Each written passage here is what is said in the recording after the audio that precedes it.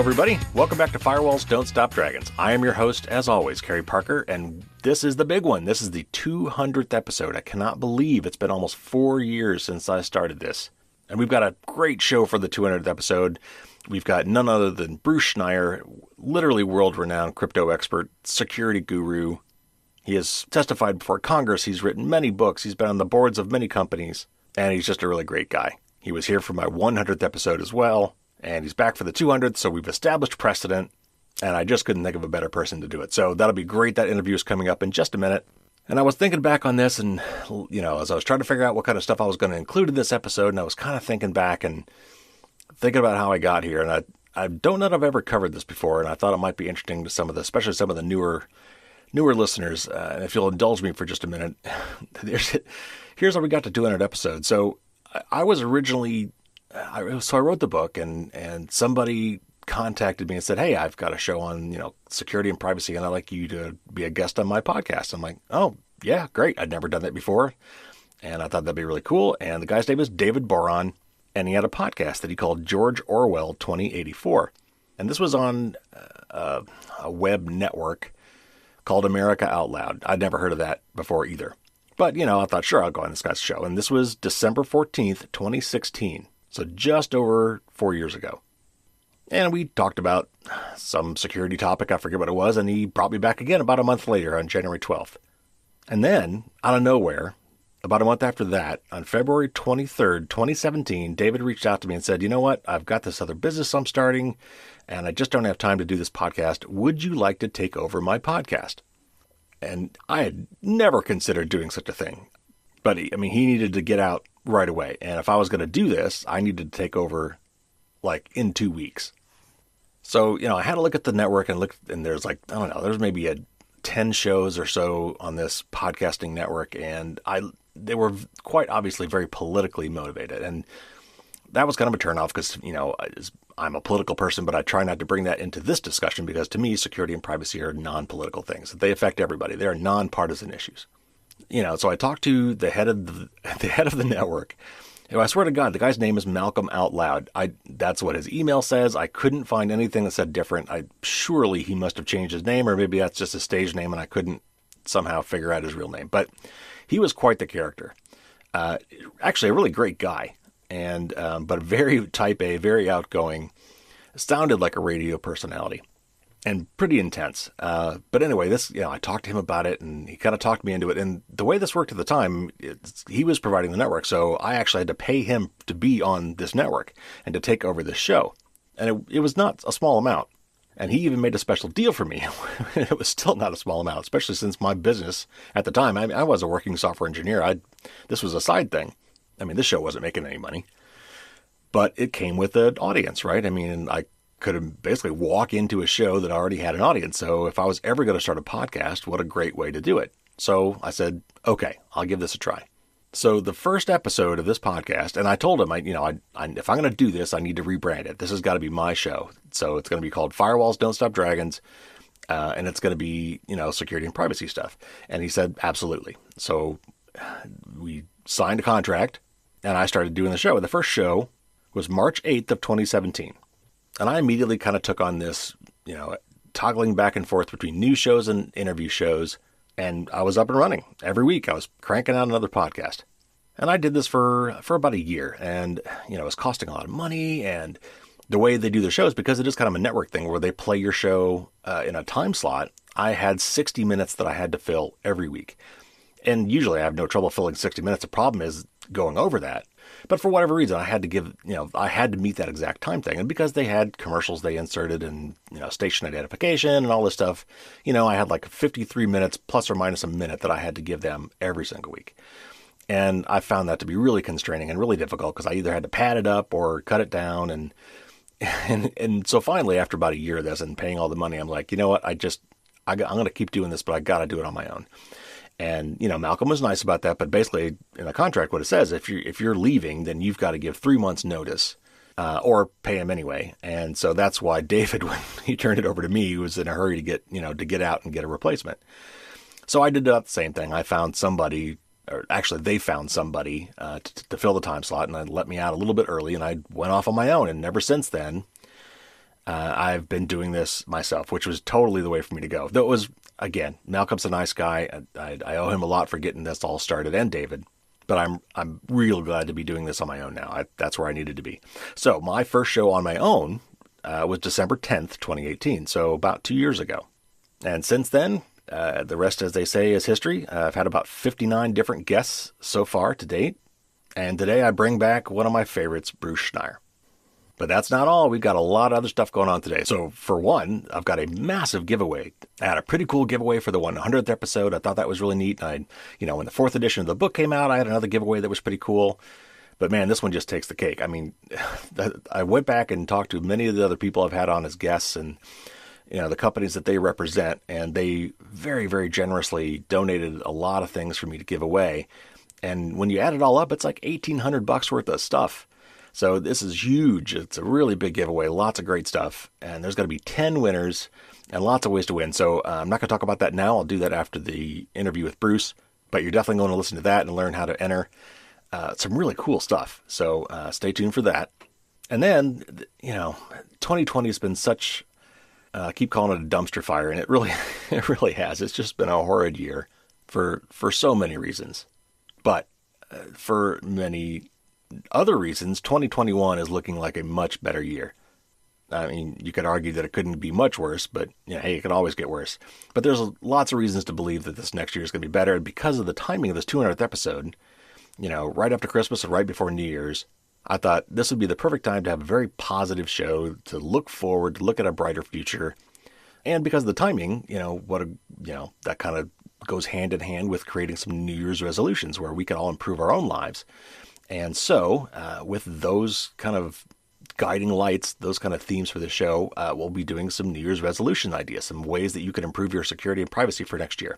And not just from me, but actually from some of the same people that past guests that donated some really cool stuff for the giveaway. I also got some audio snippets directly from them on ideas that they have for you to make things better in 2021. So we're going to play some of those. I'm going to give you some of my own tips. And we're generally going to look forward and not look back. So often my show is about bad things, viruses and malware and scams and data breaches and all that stuff. Well, today we're going to talk about how we make things better. So, once again, great show. And if you're just tuning in for the first time, you picked a great one to start with.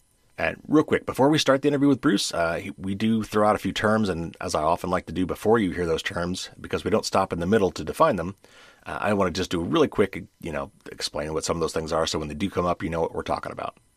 So we're going to be talking about a man named Sir Tim Berners-Lee, who is the father of the World Wide Web. Not the internet, but the World Wide Web. We'll talk about that. But he was at a place called CERN, C-E-R-N, when he came up with this whole idea of web pages and that linked to other web pages, the basis of our World Wide Web, when he was working there at CERN. And it's actually a French acronym, but the English translation for that is the European Council for Nuclear Research, which obviously doesn't spell C-E-R-N again because the French does, but the English version doesn't. But he throws out the term CERN, and that's what that means. He also talks about the W3C, which is WWWC, or the World Wide Web Consortium. And that is the group of people, it's organizations and companies who get together and basically define how the web works. And one of the things we're going to be talking about today is a new proposal from Tim Berners-Lee about how we can improve the web, his baby, to protect our privacy better. And in particular, by giving us real control over our actual data. And that's what we'll be talking today with Bruce about. And one more thing, Bruce talks about the government of Flanders. And I admit I had to look up where this was myself, but Flanders is an area of northern Belgium. So when we talk about the government of Flanders, that's what we're talking about. So with that as a prologue, let's get into our interview with Bruce Schneier.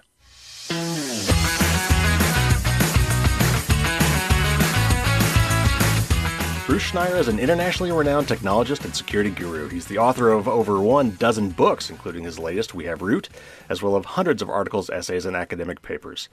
He's testified before Congress and has served on several government committees and corporate boards. And last but not least, Bruce is the chief security architect at Inrupt Incorporated, which is what we'll be talking about today.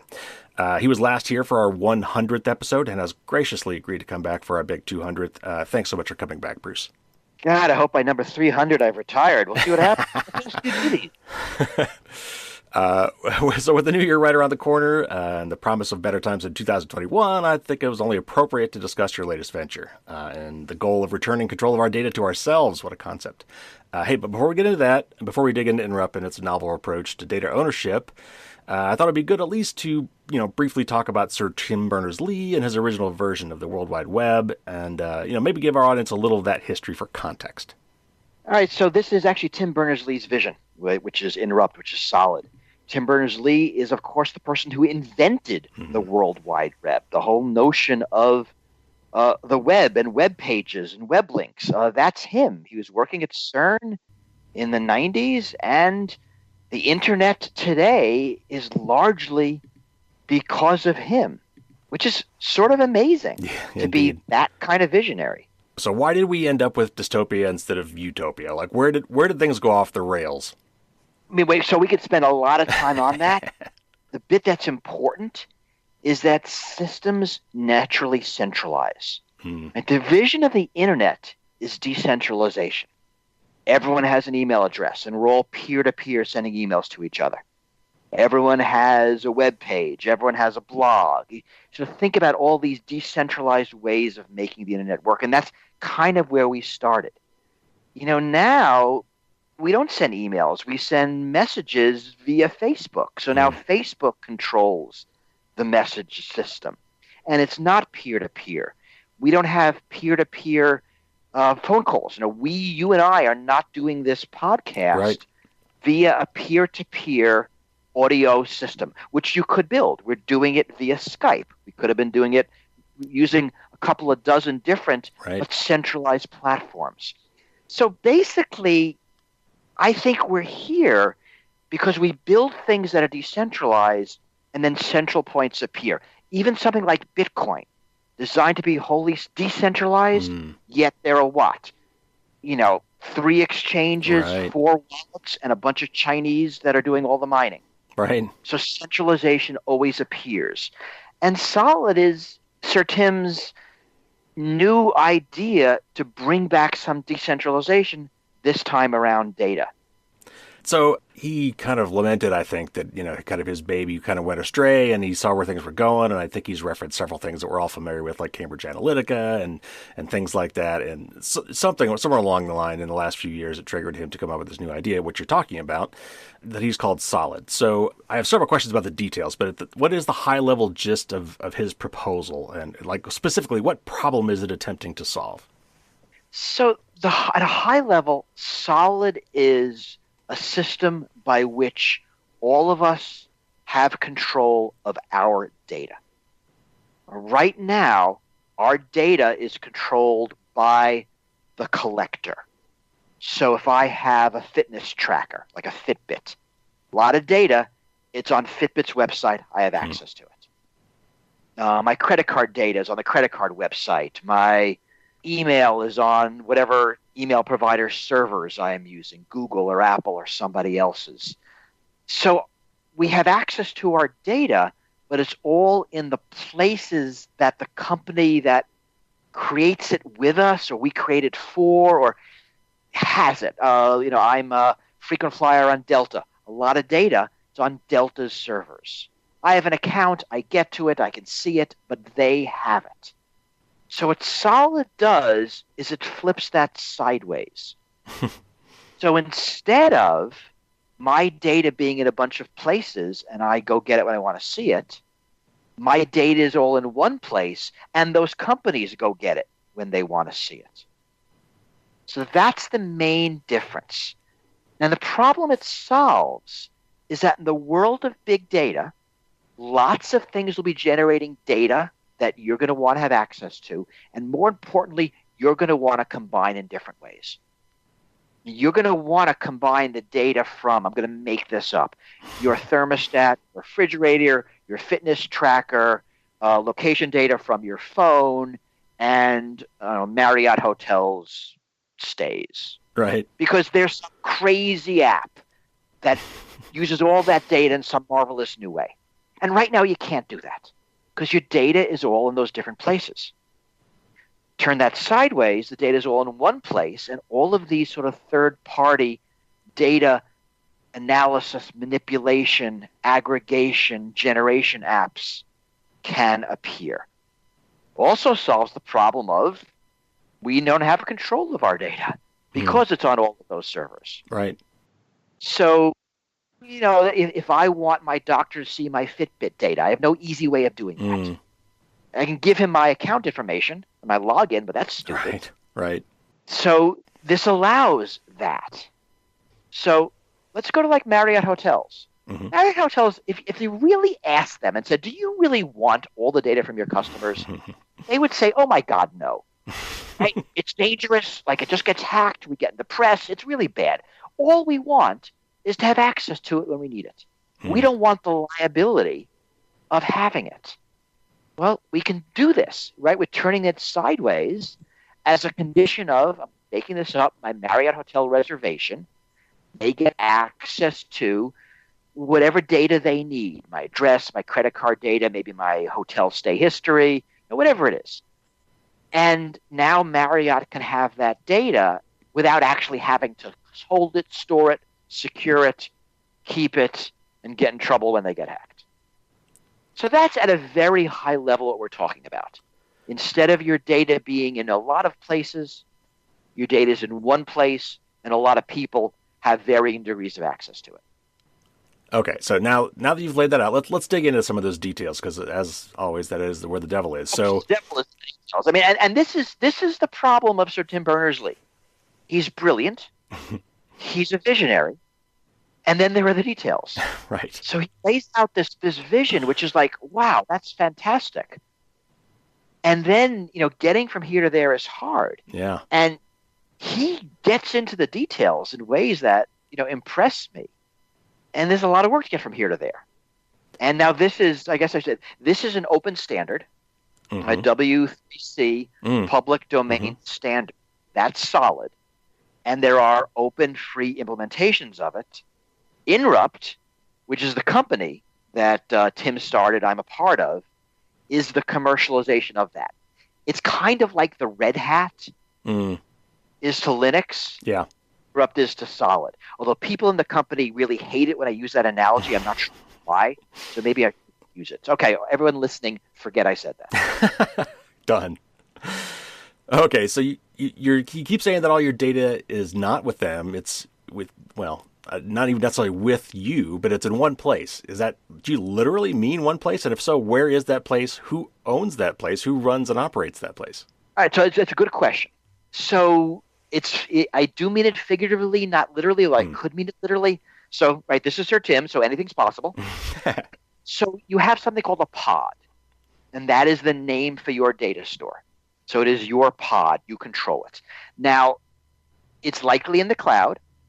It is virtual in that you could have several physical pods and there's one virtual pod. So it could be in several places at once. In Sir Tim's vision, it is something that you control. My belief is not going to be that way. So it's kind of like email. Like you could run your own email server and have your email in your house at all times. And in the 90s, a lot of us techies did that. Right? We ran our own email servers. Nobody does that anymore. Right? Our email is on Google, it's on Apple, it's on Yahoo, it's in Microsoft. It's sort of somewhere hosted. Right. Pods are going to be the same way, I think. So you'll have control of your pod, and you could, if you want, run a pod server in your home, in your company, that you have physical control of, or you could have it in the cloud and have physical control of it. But likely for most people, your pod will be like your email address. Google will host it. Apple will host it. It'll come with your phone. My vision, I think, was kind of neat. It would come with your home router. So maybe it's physically stored in your home, in your router, and it's backed up in the cloud somewhere. I mean, all these things are possible. Depending on your tech sophistication, you'll pick one. Now, even though it is stored like on Apple servers, doesn't necessarily mean Apple has access to it. It could easily be encrypted so that they can't see it. Although you might want Apple to have access to it, just like now, if you have a Gmail account, you could have it end-to-end encrypted so that Google never sees your email. You only see your device. But in fact, you kind of like it that Google sees your email because they run anti-spam, right? They run anti-malware on the attachments. They do some filing for you and sorting. Right? They do some work on email. And you can imagine that pod providers could provide value as well. So the standard allows for all of this. Exactly what happens, depends on how things, sort of how things go. But my guess is most people don't want to run their own pod. Right. So here's one of the tricky questions. So how do I grant access to this data? Like, for example, do I individually approve each entity that has access, or do I set up rules, or both? But here's the kicker. So once I have shared my data, I've got all my data to pod, and I say, okay, Facebook, you're allowed to see this and this for this amount of time. What is to prevent them from making secret copies of that data or sharing it with some unauthorized third party? All right. So good questions, and some of the answers will be obvious. If I give you access to my data, nothing prevents you from sharing it with everybody you like. So I can't solve every problem. And that, of course, like nothing can solve it. If I give you access to it, you can do what you want. In the corporate world, what'll keep Facebook from making secret copies is they'll get caught. Generally, companies follow the rules because the effects of not doing it are so great. But what happens is that when they have access to it. So you'll be able to audit what happens. And, this again depends on your sophistication. There'll be audit capabilities. My mother is not going to audit who has access to her pod, but I might. You might. People misuse privileges. We'll find out. Now, the first question you ask, I think, is the important one. How does authentication work? Because I might want to grant to, my insurance company access to my medical data from this period to this period, but not that medical data because I don't want them to see it. Some data from my Fitbit, not some other data, but only for this length of time. We were at a party together. I took photos. The photos are in my pod, instead of being on Flickr somewhere. And you were there too. I grant you access, but now we had a falling out, so I'm going to withdraw access. So there's a lot of sophistication in granting these rights. And you'll have lots of ways of doing it. There'll be rules, there'll be individual granting, there'll be revocations, and there'll be auditing. So the spec allows for all of those things, and then the individual apps will give users, as much control as makes sense. And you can always override those things. But I think that is certainly the key to making this work. Who do I grant access to for what? Right? I'm going to have my email in my pod. I'm just making this up. No one gets access. Photos, my vacation photos, maybe they're going to be world readable. Those from a party, only people who attended the party can see those photos. Just like on all the sites that we have, we grant access to a variety of different granular degrees. This is no different than that. So it sounds like, and this was one of the questions I had, it sounds like I was going to ask if this would obviate the need for things like GDPR and CCPA, which are the few, privacy regulations that have managed to come into being. It sounds more like it won't. So maybe it will allow, the technology will allow for that sort of thing, but we still would need rules, aka regulations, to enforce them. And that's exactly right. We were asked that question by a potential customer. And you are right. You still need those rules, but pods and this system and Solid is a way to instantiate those rules. If GDPR establishes a set of rules of what companies can or can't do, we can turn those rules into specified privileges using the Solid spec. So in a sense, GDPR is, what can companies ask of me? And what kind of rights do I have to either grant or not grant the accesses they want? And Solid would be a way to do that. It's nice because you do get some of that auditing built in. Mm. Again, I mean, I grant you access as my doctor. I could know if you start rooting around. Hmm. And I can call you and say, hey, I know you're my doctor, but what the hell are you doing looking at, right? Yeah. Are you a creeper or something? I mean, Facebook totally is a creeper. Oh, So, yeah. know that. Well, speaking of which, so I got to ask, are any of these big tech companies, in particular ad tech companies, which, Facebook and Google are technically ad companies, are they on board with any of this? I mean, we've seen just this week how Facebook is pushing back really hard on Apple for just giving transparency to the kind of data they want access to. That's pretty impressive. So we have a bunch of pilots with some big names, and I wish I remembered who we're public about, so I'm not going to actually go on the Inrupt website and when we talk about it. My guess is the big companies like the Facebooks and Googles won't be early adopters of this. You're going to see smaller ones first who might be competitors or starting up, right? And would use the solid data structure, and that someone like a Facebook would be a latecomer to something like this, even if it is a pod that they would control and not this public pod. And so this is actually, I think, interesting. I've been involved in more or less degree in many companies trying to put data privacy back in the hands of digital users, and they all fail, right? Because nobody wants it. The reason Solid's going to be different is interesting.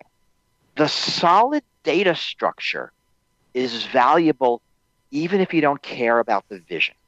And so the data structure of a pod for an individual where the data is there in free form and can be accessed and manipulated is a powerful thing. Okay. And so one of the pilots is the government of Flanders. Right? Then this is the benefit of being sent to Sir Tim Berners-Lee. He's like the government of Flanders uses your stuff. And they're going to be using these pods, but they're going to be controlling them. So it's not going to be you have your pod and you get to put it where you want. It's the government. They're going to keep your pod. That's okay to start because the data structure is valuable. And then when people start getting pods, they start seeing other uses for them. Right? So if you are an insurance company or a bank, you might say, we're going to use this solid data structure, but we want control. Because, right, this is 2020, the internet, everyone wants control. Right? So there is a way to bootstrap this that doesn't require, right, everyone to have a pod before a pod is useful to everyone to have. And then slowly, because, again, you can virtualize these things, your pod gets built up. So you might have one physical pod with your insurance company, and then one with the government of Flanders, and then one with your bank. And logically, they're all linked together, so you see them as a user as just one pod that's yours. And then I think slowly over the years, as this becomes more popular, companies start being willing to let go. And then your pod actually becomes yours. So I see a migration path, which I almost never see for these kinds of simulation technologies. And that's powerful. Well, and ideally, if you take us to a logical conclusion, we have data portability now, which we really don't have. If I could, for example, keep my Facebook data in a pod that I control in a format that is open and a standard, then if the Facebook competitor comes along, I could just transfer my data, right? That's right. Now, Facebook will hate that. Right. I mean, a while before we get there, but that's the idea. That even though you might not have your pod on your person, like your email, you can move it. Right? I have the Schneier.com domain. My email is hosted by somebody. If they do a bad job, I can take it and move it. Right? I'm still Schneier.com, even though my email is hosted somewhere, my webpage is hosted someplace else. I have that autonomy to pick that up and move it. And that's what we'll be able to do with pods. My pod will be, let's say it's with Apple, and if Apple starts doing a bad job, I can take it and move it. And that gives a lot more autonomy And also, means the companies will like spend at least half a second trying to keep my business. Right. We hope. We hope. Yeah. All right. So you've mentioned government. So I've got to ask the other elephant in the room question here. And that is, with this new system that Tim's laid out, how do we handle lawful access to this data now? And even if we have in our country laws that we follow, what about securing it against nation state actors and three-letter agencies that may not respect our Constitution or my right to privacy? So again, we get back to problems we can solve and problems we can't solve. So it will be like your email address, right? So it's the same thing. How do you secure your email? Well, you give it a Google and hope they do a good job. So it's likely to be much the same. And the same thing with lawful access. You're going to trust whoever you give your pod to follow whatever rules. You don't like the U.S. rules, you can store your data with the government of Flanders or Canada or Singapore or China, or, whoever else runs pods that you like better. So we can't – it is data. It could be encrypted. So, that will be a defense if whoever is hosting your pod will allow for encrypted access, and there will be pod providers who will. So, we can't, you can't make it hack proof, but, we're living in a world where we trust these companies to protect us against all sorts of threats. And if you are a human rights activist in some, bad government third world country, my advice is generally, get yourself a fully tricked out Chromebook. Because, the best you're going to do, because you're not a cybersecurity expert, is, Google's ultimate protection package. That will be safest for you. And this is going to be, the answer is going to be similar. It's not the best answer. I'd like to give some better protections, but you're trying to balance usability and security and everything else. Sure. So one hopes there will be a pod hoster, which will be, I'm going to make this up, Amnesty International could host pods. They can say, we are going to provide this level of security. Now, that'd be neat. Yeah. Respect is so powerful in general that it allows for all of these things, and that's why it's so neat. So again, one more devil's advocate question, and then we'll move on to some more positive things. Isn't the genie really out of the bottle? I mean, how do we envision there's so much data that's already out there and loose. Do we envision somehow corralling it again, putting in the genie back in the bottle? Or is it just from this point going forward, and as data gets stale, it just ages out, and that's, this is kind of a slow over time migration? I think it's half and half. I mean, a lot of data is out there, but the Internet of Things is going to be an explosion of data. I mean, all those Internet of Things devices are going to be generating data about you. Your appliances, your toys, your anything in your home, in your business, anything in the city, it'll be just generating all sorts of data. So ideally, that data will be in pods, and maybe those devices will come with their own pod. So your thermostat comes with a pod that you link to your pod. Some of it, I think, is going to be the data being put back in. Data will be moved into pods as the data structure is adopted more and more. And again, it's adopted because it's powerful and useful, not because you necessarily buy Tim's vision. And then, so I think some data ages out, new data goes into pods, and slowly we move into this world. Now, remember how I started this podcast? How do we get here? The problems? Things naturally centralize. So this is a decentralized vision, but there will be natural centralizations. Right? Companies like Apple and Google will become dominant pod providers. So we will have to sort of constantly refight that centralization-decentralization battle. But this is a way to reset it a little bit, increase decentralization. So I think it's a combination of data going back into pods, the genie going back into the bottles, which, when genies go back into bottles, it's a good thing. I mean, we talk about that it never happens, but in every Aladdin movie I've seen, it just go back into the bottle once in a while. Right. So that will happen, and then this explosion of new data, more of it will be generated and initially stored in this data structure. All right, so looking ahead to a brighter future, as I really want to do kind of with this episode, I think that we've all, but me in particular, have become so jaded when we think about data that we want to hoard it. We want to not provide. We don't want to generate any. Because we're just afraid it's going to get out there and come back to haunt us. But I mean, if you look back in science fiction, like Star Trek or some of those other ones, or even more modern ones like the movie Her. The more utopian version of data, where data's a good thing. Like if I could trust that anybody who had my data would use it strictly for my benefit, a data fiduciary, there's a lot of really cool stuff we could do. I mean, there's a lot of powerful things we could do with all that, good things we could do with data, not just for me, but for society. I mean, but as a privacy guy, we've been beaten into submission, and we kind of think, oh no, data's bad, but it's not. It doesn't have to be, and I think that's kind of what Tim is hoping for. So, what vision of the future might we have that we might not see if we could trust that our data was not going to be abused? What kind of benefits could we look forward to? So, I think we don't know, because I think it's an explosion like the World Wide Web, where we have no idea what's going to happen. But but think about the kinds of paths. It's all of your data in one place in a way that can be manipulated. Right? If you can trust that the data from your Fitbit can be combined with the data from your doctor and your refrigerator, which knows what you've eaten, sort of all together for your health, that'd be fantastic.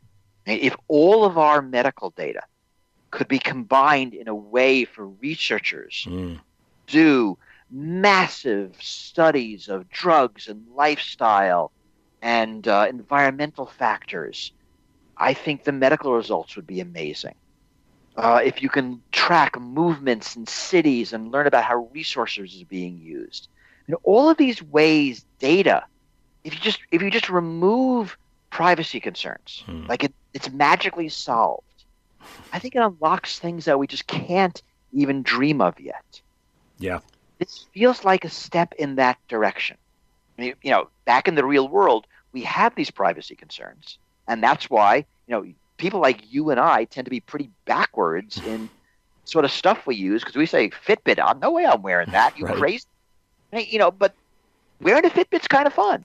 And I'm a little jealous of the people who wear it and know all the things I don't, because I don't want that data generated and given to, I don't know, whoever owns Fitbit these days. I forget.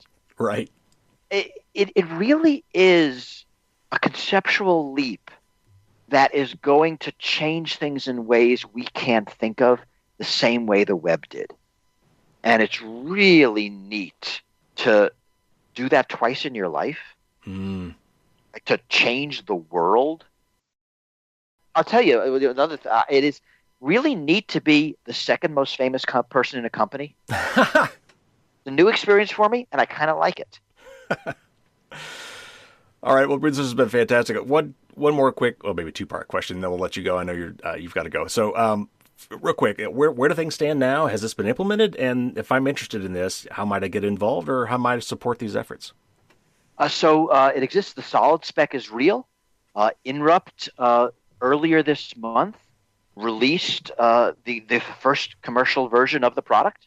So you can go on inrupt.com and figure out how to become a beta customer, how to go to, if you just want to play with it, go to the public implementations that you can download and see the source code and work with it on your own, not even part of the commercial version. So it's all there. The specs are there, and there are working groups as part of W3C that you can get involved in. So if you're a big company, you want to go to Inrupt and look at the commercial versions of the pod server and the pod browser and the developer tools. If you are a hobbyist or an academic, you might want to go to the public open version of Solid and use that. But there's a vibrant community, and come join us. It's kind of fun. Well, I hope it turns out to be everything Tim hopes it will be. It would be great if you could revolutionize the world twice over. We need it. The things have gotten way out of hand. Bruce, thanks again so much for coming on the show and for explaining this to us. Thank you. Thanks for having me. And we'll see you on the 300th episode. Oh, I'll take that as a promise.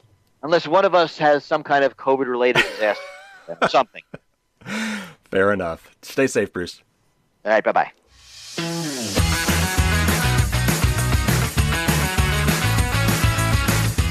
So big thanks to Bruce for coming on the show, and looking forward to him coming back for the 300th episode. Again, you can go to inrupt.com to check out what they're doing there, and you can find links there to Solid, the proposal that they've put in front of the W3C for this cool way to own your data. And you could actually, if you want to go out, you can make your own pod right now and start playing with it. All right, lots more to get to, so let's get to it. The big one, of course, is the giveaway. So as part of the 200th episode and starting the countdown to 300, we've got a huge giveaway. Let me walk through some of these prizes with you. So first of all, there's going to be 10 winners. I've got so much to give away, I had to have a lot of winning slots. So first of all 10 winners are going to get two things. They're going to get a PDF digital copy of my book. That's worth $35. And they're going to get a 1-year subscription to Malwarebytes, which is a really great software package to protect your Mac and PC. And that's worth $40. So right off the bat, everyone's going to win something worth at least $75. So now, everybody around the planet is eligible for the digital prizes.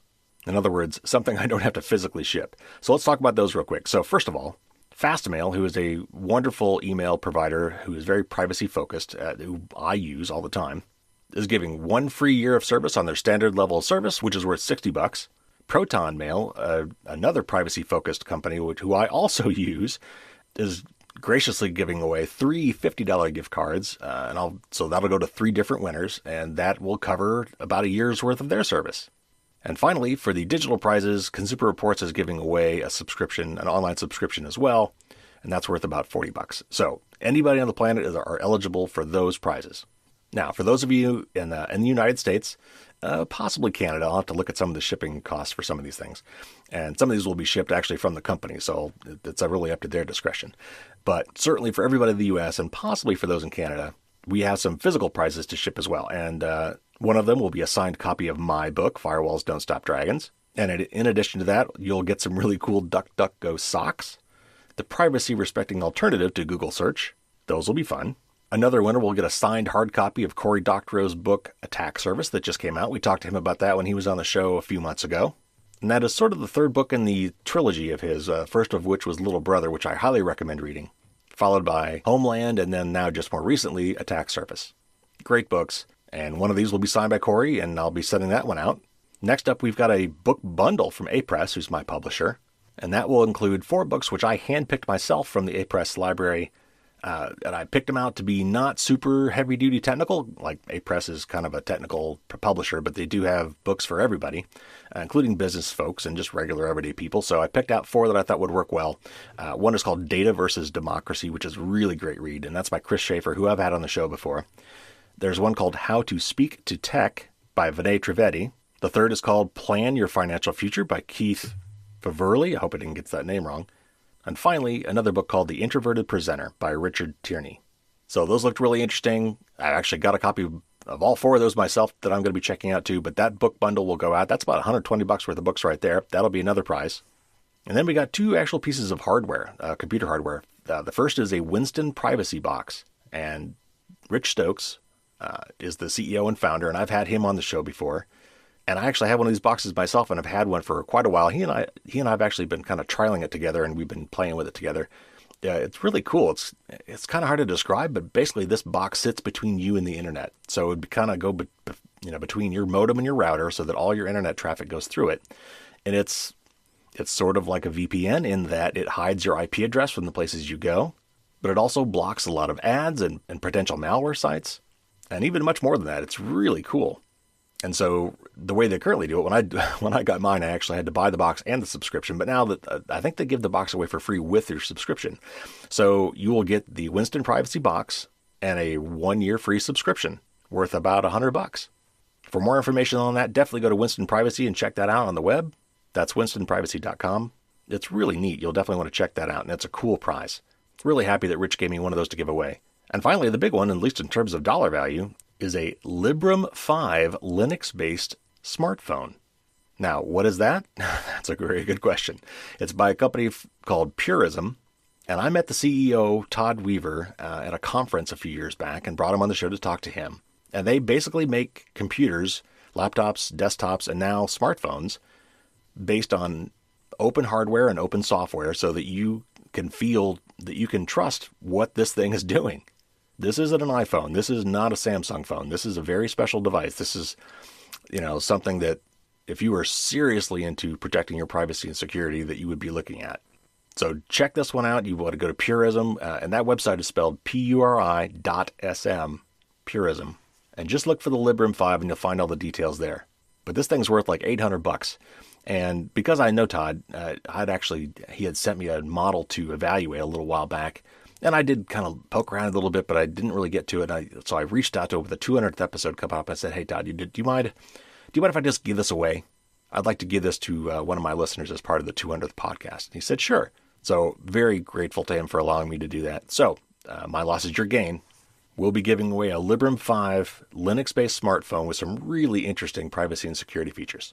So again, all the products that require physical shipping, those will probably all be U.S. only. If I can make an exception for Canada, I will try, but I can't guarantee it. So how do you enter the contest?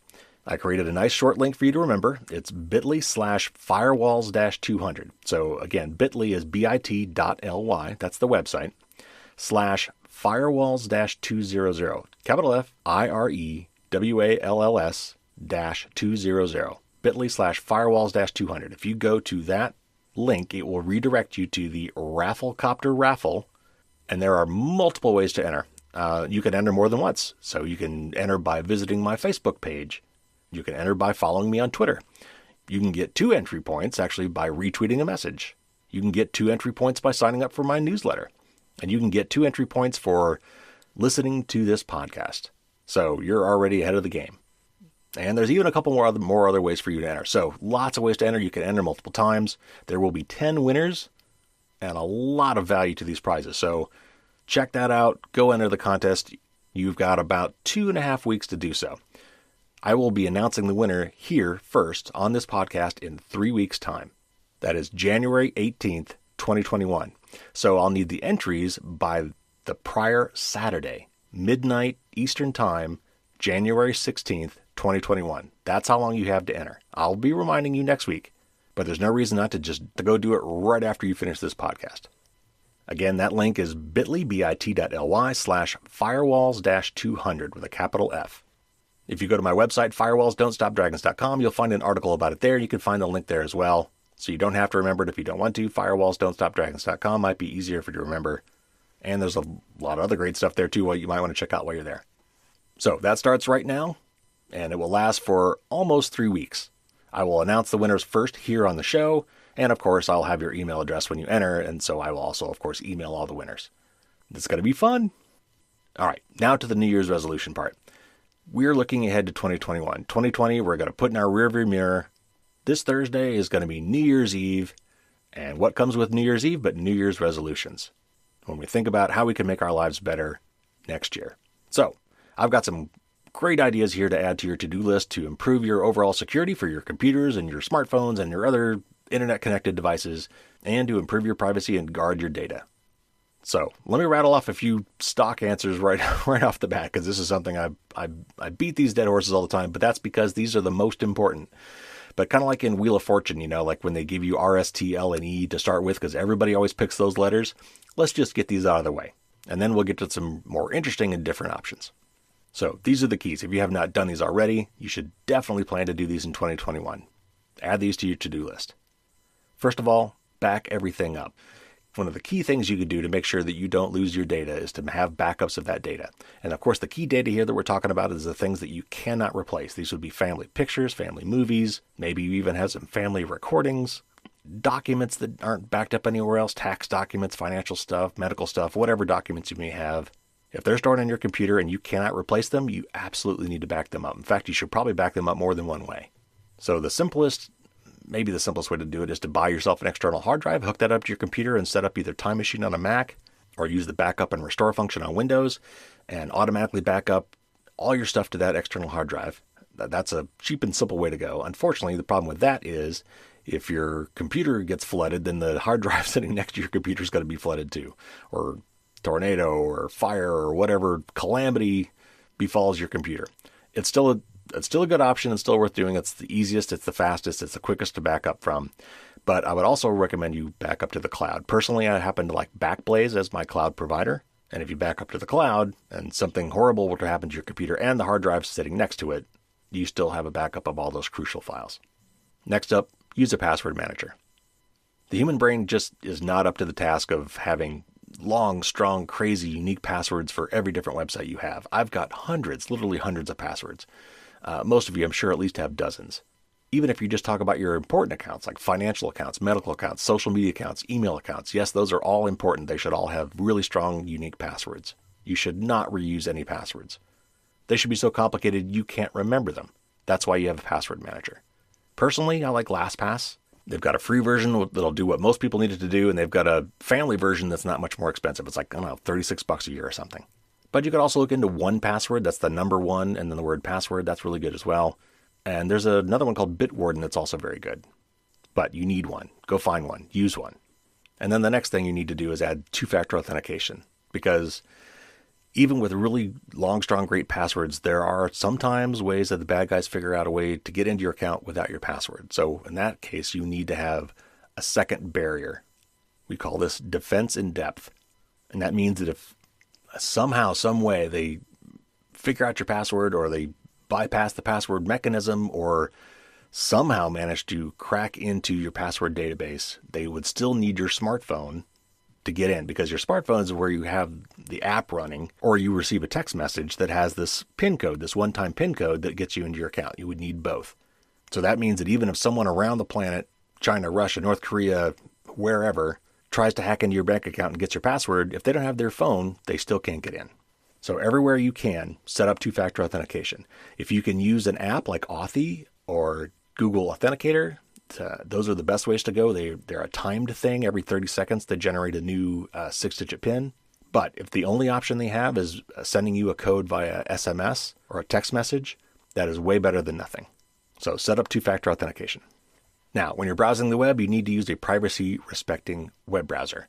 Chrome is not such a browser. It's very popular. It's actually pretty secure, but from a privacy standpoint, it's just a nightmare. So you really want to be using something else. On a Mac, you can get away with using Safari, which is the default. But personally, I like Firefox. It works on both Mac and PC. It actually also works on Android and iOS. It's got some great privacy features. It's adding new ones all the time. And it allows you to use some really good plugins like uBlock Origin. So Firefox plus uBlock Origin is my recommendation for your web browser. And finally, if you really want to do secure messaging, if you really want true end-to-end encryption, which means that only you and the recipient can read the messages, you need Signal. It is the gold standard for end-to-end encryption. It's an open source software project done by some really, really smart people who really care about privacy. And it's completely free. Now, normally, if it's free, I would say if the product is free, then you're the product. But in this case, this is a truly altruistic organization creating this tool for everybody, backed by an organization that takes donations and is doing some really great work. So the trick is, of course, with messaging apps, unlike email that works no matter who your provider is, everybody you talk to also has to be using Signal. So part of your New Year's resolution is to get other people to install Signal and use it as well, your friends and family. All right, so that's kind of like my lightning round of some ideas. Now let's get to some more fun ideas. And let's start with some of my favorite past guests, some of the people that represent companies that donated some of these wonderful prizes for the giveaway. And we're going to start with a guy named David Reese. And I've had him on the show, I think, four times now. Originally, he was with the Electronic Frontier Foundation, the EFF, and I had him on a couple times then. And then he went off to Malwarebytes, where he is now. And he's doing some really great work there, including he has a podcast. In fact, I may be on his podcast at some point soon. And he will definitely be coming back to our show. But let's get started with David Reese's idea for your to-do list, your New Year's resolutions for 2021. Hey, Carrie. First of all, a huge congratulations for hitting your 200th episode. It's a serious milestone, and I'm so grateful to be a part of it in any way. For listeners at home, my name is David Reese, and I'm a senior online privacy advocate and threat content writer for Malwarebytes. What I'm doing this year as a cybersecurity New Year's resolution is I'm actually, let's say, auditing my router. There's a reason here. This month, my internet was acting spotty, so I logged into my router's web portal to do a simple reboot to see if it helped. It didn't, which is a longer story, but while logged in, something caught my eye. My device connection history. So the list of every active and past device that had ever connected to my personal, password-protected Wi-Fi was enormous. I'm talking at least 30 or 40 devices. Now, I get it. This was a historical list, so it included things I simply don't use or own anymore, like older smartphones or game consoles. But still, the numbers shocked me. Worse, for most of the devices, I didn't know the actual device name or type, just the address it used to connect to my router, meaning that all I could see was essentially a string of numbers and letters. So this year, I'm doing an audit. I'm first changing my Wi-Fi password, and then requiring, at first, for devices to be granted access when trying to connect to my Wi-Fi. This will let me actually label what device is attached to what address, and it will let me block unknown devices using unknown addresses. Will this cause issues when I have a friend come over who is trying to connect to Wi-Fi for the first time again, and then I have to log into my router's web portal to grant them access? Yes, undoubtedly. But how soon am I going to have guests over during a pandemic? Not soon at all. So that's for future me to figure out. Happy holidays, and be safe out there. Now, it's a great idea, but I want to add to that a little bit. If you find it a little bit maybe a little too restrictive to lock down your network to only very specific devices, there's another way you could go with that as well. Most modern routers have a guest network. So really, it's like having two routers in one. And the devices that are on the guest network are segregated from a networking standpoint from the devices that are on the main network. So what I often recommend people do is to have their guests join the guest network only, because you don't know where the devices have been, and they might not either.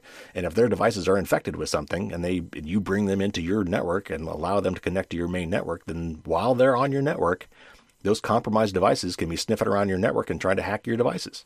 And furthermore, in a similar vein, your IoT devices, your Amazon Fires, your video doorbells, your webcams, your toaster, your Roomba, whatever these other devices you have that are connected to the internet, generally speaking, they don't need to talk to anything else in your network. They just need to talk to something out in the cloud. So put those on your guest network as well. All right, moving on. Next up is Dr. Andy Yen from Proton Mail. Hi, this is Andy Yen, the founder of Proton Mail. We recommend using passphrases instead of passwords. A passphrase is a password that consists of 4 or more random words. So an example passphrase might be Black Ocean, Texas, Zebra. A passphrase likely has the same amount of entropy as a typical password, but it is much easier to remember. As the best password is one that you can remember, we recommend using passphrases instead of passwords. So you might think, these are words, right? You're not supposed to use English words as your password. Well, this is a passphrase. It's a little bit different. And the reason it's okay is because when you start using words, your password becomes really long. And if you did the math, if you've got a 12-character password that has a mix of uppercase, lowercase, numbers, and special characters, then that has about the same level of entropy, in other words, difficulty to guess, basically, of a 26-character password made up strictly of lowercase letters. And if you want to check that math, a great tool for this is the Password Haystack website from Steve Gibson. If you just search on Password Haystacks, you'll find the site. You can check that out for yourself. But when you're using words, and you make sure you have a longer password, that does make for a very secure password. Now, the other thing is you can't be picking these words yourself, because if you do, then it's going to severely limit what you're picking, and it's going to have a pattern. It could be associated with you. So to do this right, you really have to pick random passwords. And a great way to do that is there's a thing called Diceware. And if you go to the Electronic Frontier Foundation, they've got a version of it there. But basically, you take regular old 6-sided dice, and they've got a little dictionary there, and you roll, they tell you how to do it, and you roll the dice, and you come up with, 4 to 6 words from their dictionary list that you've picked at complete random. But the kind of fun thing with English words is once you get the words, you can usually come up with some really cool mnemonic device for yourself to remember what those words are. And you only have to remember 4 to 6 words, and now all of a sudden you've got a killer password or passphrase. Okay, next up is Helen from Fastmail. She's great. I met her at a webinar on privacy, and she's got a really cool idea. Hi, I'm Helen Horseman, Product Director of Fastmail, a privacy-friendly email provider. Make 2021 a year of building your online privacy. Register a personal domain and use it for your email. With domains, you get more than a distinctive digital identity. They can protect your privacy by letting you use a unique email address for any person, business, or online account that lets you see who's sharing information about you. With Fastmail, you can even use more than one domain at the same cost. I wish you all a privacy-forward, happy and healthy 2021. Congratulations to our friend Carrie on 200 episodes. So getting your own domain name is really simple. It only costs like $15 a year. You can pick, well, you can't pick whatever you want because a lot of the good names are taken. But if you come up with a domain name you like, it can basically be your email address for the rest of your life. And as Bruce was saying, actually, you made a reference to this as well. He's got bruce@schneier.com. So he bought the domain schneier.com and made his email address bruce@schneier.com. And when you own the whole domain, you own every email at that domain. So not only does he own bruce@schneier.com, he owns, whatever at schneier.com. He owns Carrie@schneier.com. And behind the scenes, you can associate that domain name and email address with whatever email provider you want. And you can change them too, which is really nice. So if you are using one email provider and you don't like them, you can switch to somebody else like Fastmail. And no one else will know the difference. They'll still keep using that email address and you will still get email sent to that address. But behind the scenes, you've picked and are choosing a different email provider. And Fastmail is really good about doing that. They have great support for that. In fact, being an engineer geek dad that I am, this year for Christmas, I got my 2 daughters. I'm going to give them their own web domain. They get to pick it out, whatever it is, and I will help them set up a Fastmail account associated with that domain. So that's a great idea. I love that idea. Now, somebody else I met at that same webinar is Bia from DuckDuckGo, and she's got our next tip. Hi, this is Bia from DuckDuckGo, and my tip for 2021 is to write some postcards to friends. Even if you're not ready to delete Facebook or delete your Instagram account or TikTok or whatever you use, you can start moving more and more of your communication with friends offline or at least out of social media.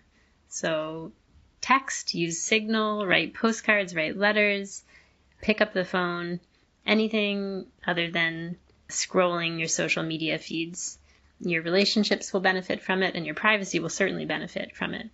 And if you must use Facebook, I recommend that you delete the mobile app and use Facebook in a privacy-respecting browser where it can't ping your phone in the background, for instance. So you don't have to delete it. Use it less. Get in touch with friends. It's going to feel good. You're going to make yourself happy, and you're going to make your friends happy. So get your best pen out and start writing. And so I wanted to include some different ideas here, and Bia had a great one there. If you can't get yourself off Facebook and some of these other social media things, try going old school. Try sending a real-life letter. And on a similar vein, let's talk to Marshall Irwin from Mozilla, the maker of Firefox. My name is Marshall Irwin. I'm the Chief Security Officer at Mozilla. Here at Mozilla, we do a lot of complex technical work to try to build a more secure internet. It's complex work that's often covered on podcasts like this. Sometimes, though, the most important things are also the simplest. And in that context, I want to suggest that everyone in the new year reach out or email your local election official and say thank you for the recent work that they've done. Over the past few years, a huge amount of effort went into protecting our election.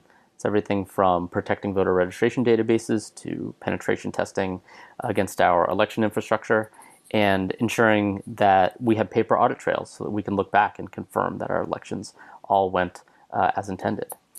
That's work that was done by an unseen army of election officials and poll workers who showed up, really, even in the middle of a pandemic, to do the job. And that is really a thankless task.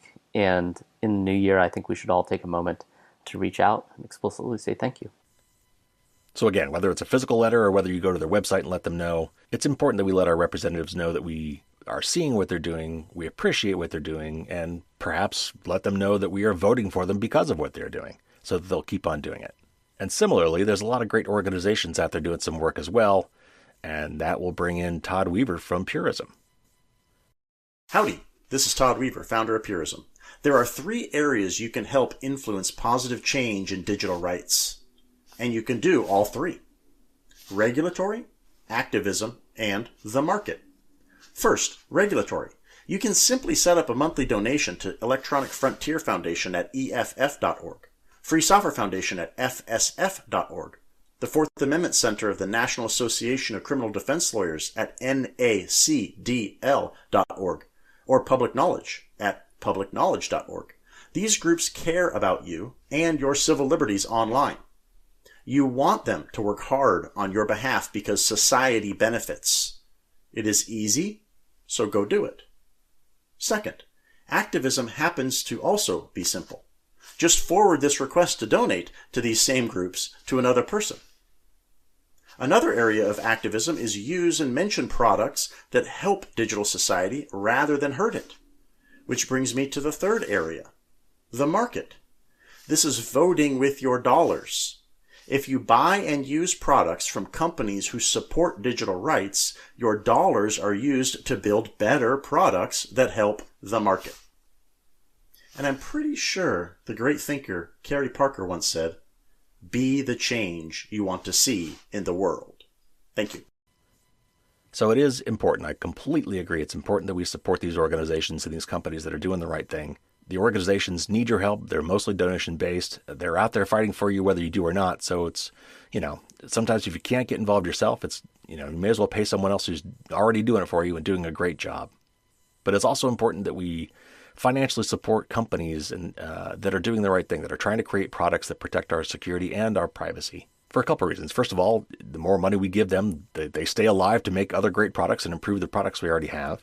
And also because other companies that maybe not be doing that already, competitors for these companies, may look and say, hey, these guys are getting my business because I'm not paying attention to what they want, and they obviously want privacy. So it's a win-win all around when we support these organizations.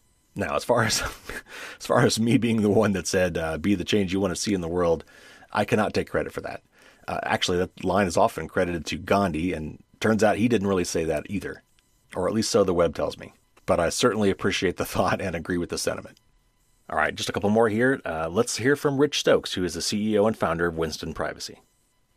Hey, this is Rich Stokes, founder of Winston Privacy. My top suggestion is for Android users to break away from Samsung and Google phones and switch to a privacy-friendly alternative like OnePlus. It's not only a better mobile device with a longer battery life, it also turns off location sharing by default and alerts you when apps try to access it. And when you get that shiny new mobile phone, do yourself a favor and don't install Facebook or Instagram. These apps send everything they can back to the Facebook social graph, where it can and will be used to influence you. Stay private, my friends. All right, next up, Cory Doctorow. We had him on the show a couple times, and he was on recently talking about his new book and talking about the Apple versus Epic lawsuit and all that whole kerfuffle, which is still going on. But he's got a really important tip for us as well. Hi, this is Cory Doctorow from the Electronic Frontier Foundation. And while there are many things you can do to make yourself more secure, you can go and look at our security self-defense guides for more on that. I want to tell you today about the limits of that. That if you really want to be secure, it's not enough to turn on two-factor authentication or make sure your hard drive is encrypted. You should do that stuff. But ultimately, the thing that makes you secure is the rule of law. It doesn't matter how long your passphrase is or how many bytes your key has. If someone is allowed to throw you in jail if you don't tell them what the password is or if you don't unlock your phone for them. And so I'm going to say that if you want to defend your security, you got to get involved in a movement. You got to get involved in a movement that defends the rule of law and human rights in digital spheres. And Electronic Frontier Foundation, they are the vanguard of that movement and have been for 30 years. And so as much as I would love to be able to just tell you, do X, Y, and Z and you will be safe, I don't think you will be. I don't think any of us are going to be safe until we have an accountable state that limits its authority based on principles of human rights. And that's what EFF has been doing for 30 years, and that's what it's going to keep on doing. So again, if you really want to take it up the next notch, it's great to donate to these organizations. But if you really want to take it up a notch in 2021, find a way to actually get involved. Certainly get informed, learn more about these causes. And, you don't have to go over the top. It's not like you have to be marching on Washington every weekend. But maybe, find a local meetup. The Electronic Frontier Foundation has this thing called the Electronic Frontier Alliance, where they've got a lot of local groups, grassroots kind of things that they help support. Maybe you can find an EFA branch near you. And just attend a couple meetings, and webinars, of course, for now, because we're in COVID. But, just getting out there and kind of meeting the people that are doing this and hearing about what they're talking about might get you incentivized enough to actually get out there and, who knows, stuff some envelopes or even maybe go to a protest in your local area. All right, and last but certainly not least, let's hear from Dr. Ann Cavoukian, who is, if there was a Bruce Schneier of privacy, this would be Anne Cavoukian. She has been the privacy goddess for decades now, literally decades. She has been touting privacy by design since before I even started my software career. And she's got a very timely message for us for 2021. Hi there, this is Anne Cavoukian, and I want to give you my thought on a New Year's resolution, and I'm imploring you to do this. Please do not give up. Do not give up on privacy. Do not give up on freedom. Privacy forms the foundation of our freedom. It's absolutely essential. And I know surveillance is mounting, but there's so many countervailing views against it as well. Encryption is growing end-to-end. Synthetic data is growing, an extension of de-identifying data with strong re-identification protocols. Synthetic data is amazing. And also, there's a movement to decentralize identity. There's actually a decentralized identity foundation now, consisting of all the large companies, Microsoft, IBM, et cetera, where you would be in control of your identifying information instead of it residing in a central database, which could be accessed by third parties unknown. So please, do not give up on privacy. It's essential to our freedom. Freedom, to me, is everything. So let's do that, and let's make this a truly happy new year. So thank you, Anne, and thank you, everybody. Those are all great sentiments, really great ideas for you to improve your life in 2021, and honestly, all of our lives. Even for some of these technical things, the more that we all do them, it's kind of like herd immunity for viruses and mass surveillance. The more of us that do these very simple things, and a lot of these things, again, I love my analogies, but it's kind of like wearing sunscreen, wearing seatbelts, installing smoke alarms, locking your front door, putting your purse in your trunk when you leave the car. These are all inconvenient things that we've had to learn to do over the years because that's just life. And the more we do these things, the more we help ourselves and really help everybody. And, security is often at odds with convenience. To have more security, to have more privacy, sometimes we have to be less convenient. But like these other things I just mentioned, we've all gotten used to these things and we don't even think twice about them now. That's just the way things are, and things are better because we do those things. Don't give up. There's a lot we can do. We've talked about some of those things today. My book's got 170 things that you can do, most of them free, a lot of them simple, some of them not. But I really think we're about to turn the corner, both on privacy and security. With all the ransomware attacks we've had, all the data breaches we've had, this massive SolarWinds hack that we're going to be talking about next week, we need to do better. We need to make some fundamental changes in how we operate. The manufacturers of our computers and smartphones need to step up their game. We need to take some action into our own hands. Some of the things we've talked about here today. And I think with all the privacy scandals with Cambridge Analytica and, documentaries like The Social Dilemma, I think we're finally reaching the point where we're all understanding that this stuff is really important. It's very consequential, and it's time to make some changes. And once we do, things will get better. Speaking of which, I've got two more things to share with you, two other ideas for you for 2021, and then we'll wrap it up. First of all, get the COVID vaccine as soon as it's available for you. I don't know why this has become political. I don't know why people think it's bad. It's not. It's science. It works. And it's essential for us to do this before we can move on from this pandemic. We need herd immunity, true herd immunity. And the way we get there is we need to vaccinate 70 to 80% of the populace. And when we get there, when we finally develop this, we can stop wearing the mask. We can start getting back together in public again. We can go out to eat. We can visit our relatives for the holidays. We need to get back there. And to do that, we all have to work together.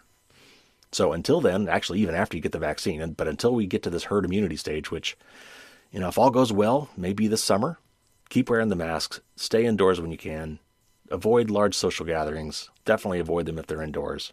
And again, get that vaccine as soon as it's available to you. It's free and very, very effective. All right, I'm going to give one more challenge to you, one more New Year's resolution idea, and then we'll wrap this up. Kind of along the lines of what David Reese was saying. Go to your Wi-Fi router. There's a lot of stuff you can do there, and I'm going to give you a few suggestions. So go log into your Wi-Fi router, and if you don't know how to do that, you can go to my website, firewallsdon'tstopdragons.com. There's an IoT security blog there that will give you some information about how to figure out what the default password is for your particular router. And if you haven't changed that password, that's job number one. Change the default password on your router. If you don't, anything that can get into your network will probably guess that password and hack your router. And once your router's hacked, you're in trouble. So first and foremost, find the admin webpage for your Wi-Fi router, change your admin password. Use LastPass to remember it and generate it. Then while you're in there, you should be able to find a list of all the clients, all the DHCP clients, and that's just a fancy term for all the things connected to your wireless or wired network through your router. Your router basically is in charge of assigning IP addresses for anything that wants to connect to your network. Those are the IP addresses. And you should be able to find a list of all currently connected devices to your router. If you're lucky, they will also show you the device names or the host names for those things, so you don't just see a number, you'll see something like Fire TV or iPhone or Roomba or whatever. But regardless, you need to print off that list, and you need to make sure that you know what each one of those devices are. Do an audit. Figure out all the devices that are connected to your network. If that device shouldn't be connected to the network, take it off. Unplug it. Turn off its Wi-Fi. Whatever it takes. If it doesn't need to be on the network, take it off. Next, if it's got software that could be updated, make sure that it is updated. And in particular, your Wi-Fi router. It may not be straightforward, unfortunately. There might not just be a single button click. You might actually have to go and download a file and do a few other things, but figure out what it takes to update the software on those devices and get them updated. That is crucial, especially for your router.